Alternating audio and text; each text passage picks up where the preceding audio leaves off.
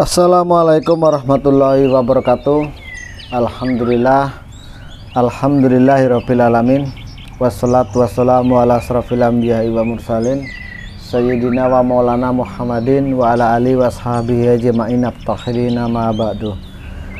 Baik sahabat-sahabatku, alhamdulillah pada kesempatan pagi menjelang siang hari ini kita masih dalam kondisi berpuasa, insya Allah ya, menjalankan ibadah puasa pada kesempatan hari ini yang tentunya kesempatan yang sangat berbahagia ini ya. Cuaca yang begitu panas ya tidak mengurangi semangat kita untuk beribadah.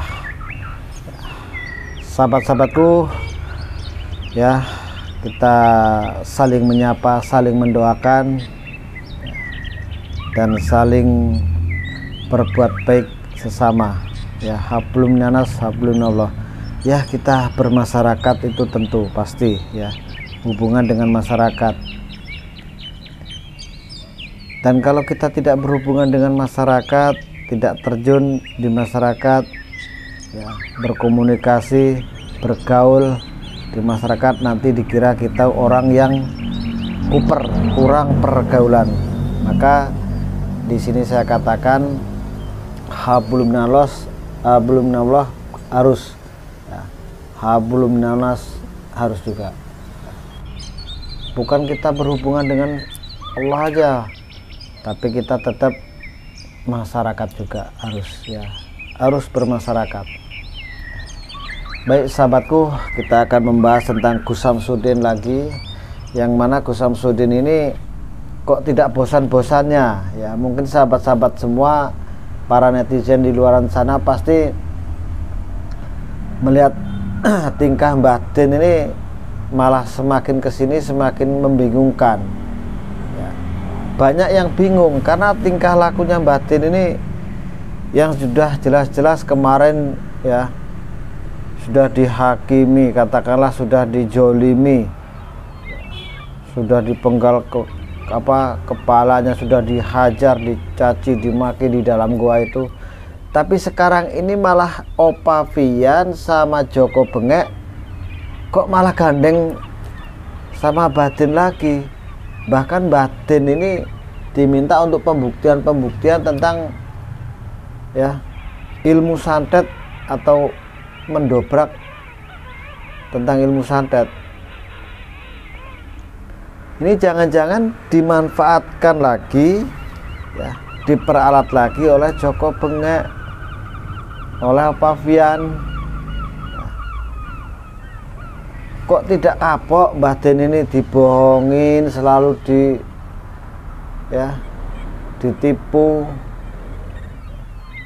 Karena Opa Vian sama Joko Bengek ini jelas-jelas licik, jelas-jelas tujuannya untuk kepentingan pribadi. Seolah-olah Mbah Din ini ya, ilmunya tidak betulan atau doboler. Jadi Joko Arek sama Opa Vian ini selalu mencari-cari celah untuk menjebak Mbah Din. Menurut saya ini jebakan. Menurut saya ini jebakan yang dilakukan oleh Opa Vian sama Joko Bengek. Karena beliau tahu ada dukun santet di situ, akhirnya dia ngajak Mbah Din untuk pembuktiannya lagi. Tapi secara tidak langsung dan tidak disadari oleh Mbah Din, pastinya ini adalah suatu jebakan yang dilakukan oleh Opa Vian sama Joko Bengek. Ini harusnya kan Mbah Din ini lebih berhati-hati lagi karena kejadian yang sudah lewat. Ini kok malah bersatu lagi. Aduh, wes boh opo jari nih wes, pokoknya delok ae ya. Kita lihat aja apa yang terjadi nanti. Dan seharusnya ini santri-santrinya juga ini mencegah jangan sampai Mbah Din ini ikut ya, dan mau untuk membuktikan pembuktian di tempatnya dukun santet. Kenapa Mbah Din mau ngikutin? Apakah ini ada sesuatu adakah ada maksud-maksud tertentu yang dibuat oleh Gus Samsudin ini? Kita tidak tahu juga. Tapi kalau menurut saya yang jelas Mbah Din ini bisa-bisa dijebak oleh Joko Bengek sama Opavian. Karena yang sudah terjadi seperti itu. Apalagi ini Joko Bengek sudah terkapar. Awalnya tidak percaya dengan ilmu santet, ya. Mau masuk ke tempat orang yang tukang santet aja suruh doa-doa, dia tidak mau. Akhirnya masuk di dalam, langsung tak, langsung begini. Karena tidak percaya. Silahkan ya, bagi yang percaya silahkan, bagi yang tidak ya monggo, nggak masalah. Tapi kalau kita ketika menghadapi sesuatu yang seperti itu, seharusnya disuruh baca doa, ya bacalah semampu kita, memohon kepada Allah supaya terhindar dan terlindung, terhindar dari yang dinamakan santet tersebut, ya, supaya tidak mempan ke kita. Ini malah Joko Bengek malah sombong, akhirnya kena juga. Opavian juga seperti itu, engkres, kemelelet, masuk nerobos ke situ juga, ujung-ujungnya ya terkapar juga. Pasti nanti ini ya yang nanganin tetap Mbah Din, ndak mungkin ndak, tetap Mbah Din yang nanganin, ndak mungkin ndak, pasti ini Mbah Din lagi, dan dimanfaatkan lagi oleh Joko Bengek sama Opavian. Ilmunya disalurkan lagi nantinya ke Opavian sama Joko Bengek, akhirnya semakin kuat lagi, ya. Kok nggak kapok-kapoknya Mbah Din ini dibohongin sama mereka, mau aja sampai sekarang ngikutin jejaknya, disuruh ngalor-ngalor, ngidul-ngidul, ngetan-ngetan, ngalor ngidul, ngetan ngulon, mau aja. Seharusnya kan menolak, ya, seharusnya menolak. Kalau kita loh yang sudah terjadi seperti itu, apalagi sudah dipukul, ditendang sama mereka, kok sekarang mau nolong, bergabung lagi.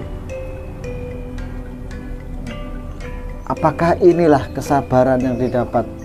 Apakah ini wujud sabarnya Samsudin, ya, wujud sabarnya Mbah Din menghadapi mereka yang telah menzolimi, mereka yang sudah menghakimi?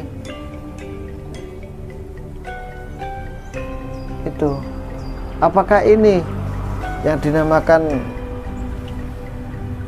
sabar tidak ada batasnya, ataukah inikah sabarnya Gus Samsudin sampai seperti itu?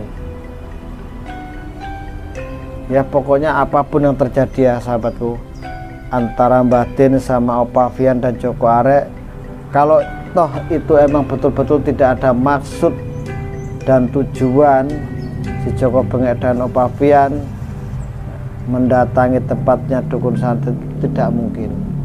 Pasti ada niat dan yang tidak beres, menurut saya seperti itu. Jadi sahabat-sahabatku, kita mendoakan aja, doakan aja semoga Mbah Din ya tidak terjadi hal-hal yang nggak kita inginkan. Itu aja doanya.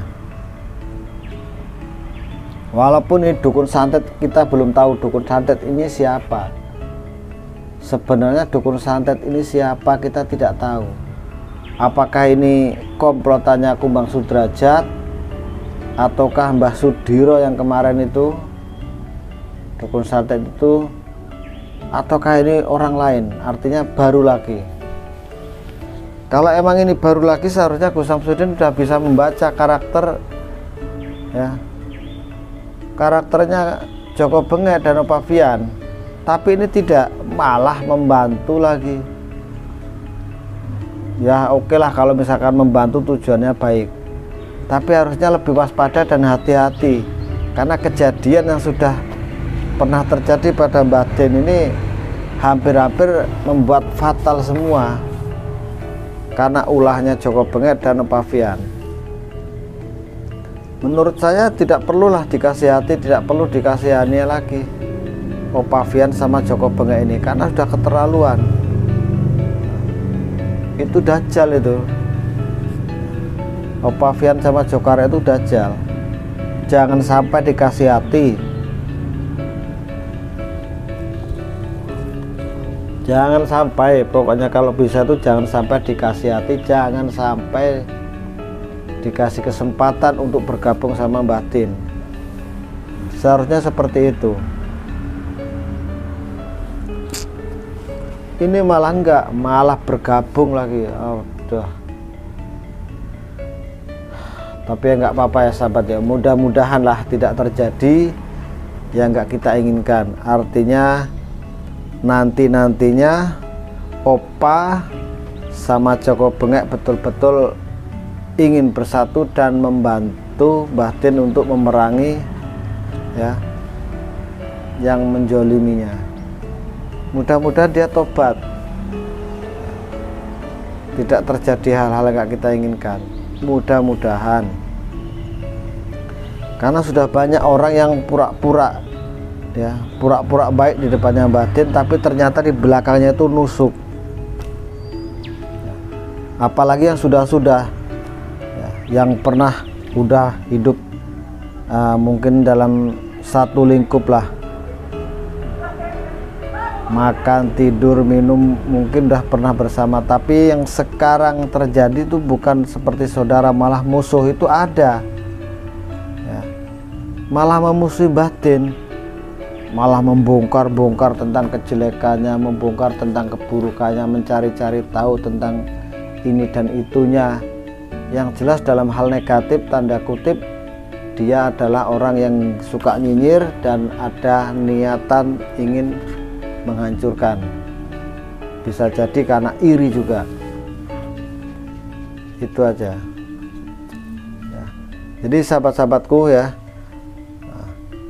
karena itulah kita bisa mengambil sisi hikmah, mengambil hikmahnya semua di balik kejadian-kejadian yang menimpa Mbah Den, menimpa santrinya. Kita mengambil sisi baiknya, hikmah di balik kejadian itu, hikmah di balik nah, musibah yang terjadi di padepokan apa namanya Nur Asifah atau padepokan Mbah Den ini.